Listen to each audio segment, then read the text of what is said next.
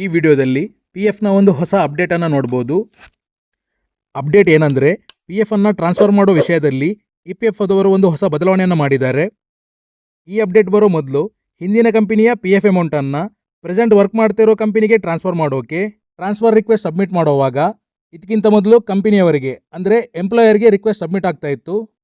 ಕಂಪನಿಯವರು ಎಲ್ಲಿಯವರೆಗೆ ರಿಕ್ವೆಸ್ಟನ್ನು ಅಪ್ರೂವ್ ಮಾಡೋದಿಲ್ಲ ಅಷ್ಟು ದಿನ EPFO ಅಂದರೆ PF ಆಫೀಸ್ಗೆ ರಿಕ್ವೆಸ್ಟ್ ಸಬ್ಮಿಟ್ ಆಗ್ತಾ ಇರಲಿಲ್ಲ ಮತ್ತು ಟ್ರಾನ್ಸ್ಫರ್ ರಿಕ್ವೆಸ್ಟ್ ಅಪ್ರೂವ್ ಕೂಡ ಆಗ್ತಾ ಇರಲಿಲ್ಲ. ಇದರಿಂದ PF ಟ್ರಾನ್ಸ್ಫರ್ಗೆ ತುಂಬ ಡಿಲೇ ಆಗ್ತಾ ಇತ್ತು.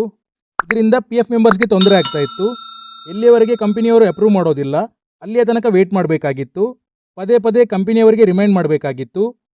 ಆದರೆ ಈಗ ಈ ಹೊಸ ಅಪ್ಡೇಟ್ನಿಂದ ಇನ್ನು ಮುಂದೆ ನೀವು PF ಟ್ರಾನ್ಸ್ಫರ್ಗೆ ಅಪ್ಲೈ ಮಾಡಿದರೆ ಪ್ರೀವಿಯಸ್ ಮೆಂಬರ್ ಐಡಿಯ ಅಮೌಂಟನ್ನು ಪ್ರೆಸೆಂಟ್ ಮೆಂಬರ್ ಐಡಿಗೆ ಟ್ರಾನ್ಸ್ಫರ್ಗೆ ಅಪ್ಲೈ ಮಾಡಿದರೆ ಆ ರಿಕ್ವೆಸ್ಟ್ ಇನ್ನು ಮುಂದೆ ಕಂಪನಿಗೆ ಅಥವಾ ಎಂಪ್ಲಾಯರ್ಗೆ ಹೋಗಲ್ಲ. ರಿಕ್ವೆಸ್ಟ್ ಡೈರೆಕ್ಟಾಗಿ EPFOಗೆ ಅಂದರೆ PF ಆಫೀಸ್ಗೆ ಸಬ್ಮಿಟ್ ಆಗುತ್ತೆ ಮತ್ತು PF ಆಫೀಸ್ನವರು ಅದನ್ನು ಅಪ್ರೂವ್ ಮಾಡಿದ ನಂತರ ನಿಮ್ಮ ಪ್ರೀವಿಯಸ್ ಮೆಂಬರ್ ಐಡಿಯ ಅಮೌಂಟ್ ಪ್ರೆಸೆಂಟ್ ಮೆಂಬರ್ ಐಡಿಗೆ ಟ್ರಾನ್ಸ್ಫರ್ ಆಗುತ್ತೆ. ಈ ಅಪ್ಡೇಟ್ನ ಬಗ್ಗೆ ಒಂದು ಸರ್ಕ್ಯುಲೇಟರ್ನ ಹೊರಡಿಸಿದ್ದಾರೆ.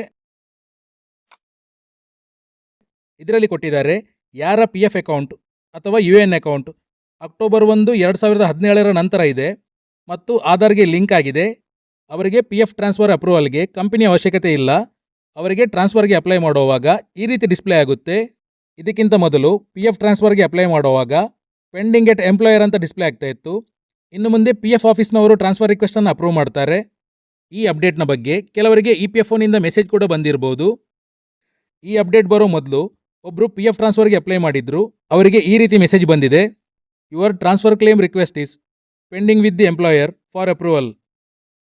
For faster processing without employer approval please delete the existing transfer claim request and submit it as per newly simplified transfer claim process. ಇಲ್ಲಿ EPFOದವರು ಏನು ಹೇಳಿದ್ದಾರೆ ಅಂದರೆ ನಿಮ್ಮ PF ಟ್ರಾನ್ಸ್ಫರ್ ರಿಕ್ವೆಸ್ಟ್ ಏನಿದೆ ಅದು ಈಗ ಪೆಂಡಿಂಗ್ ಇದೆ. ನಿಮ್ಮ ಎಂಪ್ಲಾಯರ್ನ ಬಳಿ ಅಪ್ರೂವಲ್ಗೆ ಪೆಂಡಿಂಗ್ ಇದೆ.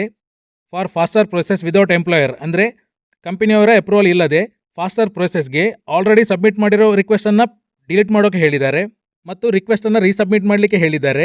ಯಾಕಂದರೆ ಈಗ ಬಂದಿರೋ ಹೊಸ ಅಪ್ಡೇಟ್ನಿಂದ ಡೈರೆಕ್ಟಾಗಿ EPFOದವರು ರಿಕ್ವೆಸ್ಟನ್ನು ಅಪ್ರೂವ್ ಮಾಡ್ತಾರೆ. ಆದರೆ 2017 ಅಕ್ಟೋಬರ್ಗಿಂತ ಮೊದಲು PF ಅಥವಾ UNಗೆ ರಿಜಿಸ್ಟರ್ ಆಗಿದ್ದರೆ ಅವರು ಕಂಪನಿ ಅಥವಾ ಎಂಪ್ಲಾಯರ್ನಿಂದಲೇ ಟ್ರಾನ್ಸ್ಫರ್ ರಿಕ್ವೆಸ್ಟನ್ನು ಅಪ್ರೂವ್ ಮಾಡಿಸಬೇಕು. ಇದೊಂದು ವಿಷಯದಲ್ಲಿ EPFOದವರು ಇನ್ನೂ ಕೂಡ ಫೆಸಿಲಿಟಿಯನ್ನು ಕೊಡಬೇಕಾಗಿತ್ತು. ಆವಾಗ ಈ ಅಪ್ಡೇಟ್ನಿಂದ ಎಲ್ಲ PF ಮೆಂಬರ್ಸಿಗೆ ಉಪಯೋಗ ಆಗ್ತಾ ಇತ್ತು. ಈ ವಿಡಿಯೋದಲ್ಲಿ ಹೇಳಿರೋ ಮಾಹಿತಿ ಇಷ್ಟ ಆಗಿದ್ದರೆ ವಿಡಿಯೋನ ಲೈಕ್ ಮಾಡಿ.